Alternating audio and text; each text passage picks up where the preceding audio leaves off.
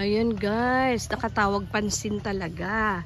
Uy, ay may bunga, may bulaklak pala. Ayan po. Grabe oh. Mabango ba? Ito.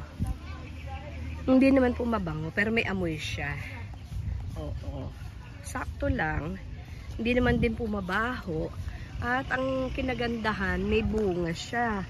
Alam niyo po ba kung anong pangalan niya? Oh. Hindi naman po tumutunog, no? Oh, yun. Hindi naman po tumutunog. Pero hindi daw nakakain. Ito pala, oh. Oo, nagka-crack siya. Parang ano din pala. Pag nag-crack. Uy! Ang iya. parang niyog talaga. Parang pong niyog talaga yung kanyang shell. Pag siya po ay nahulog na.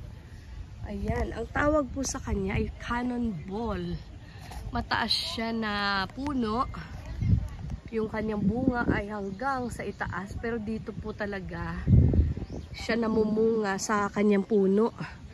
Oo, dala daw po ng mga Amerikano dati. Ang pangalan niya po ay cannonball.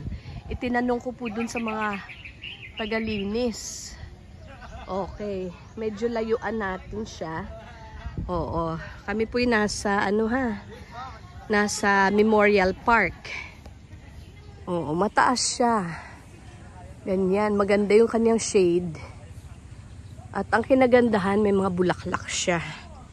Oo, pero ang ano niya pala ay shell talaga. Oh, ha? Parang mga coconut. They are like coconuts that are whose husks are removed. Ayan.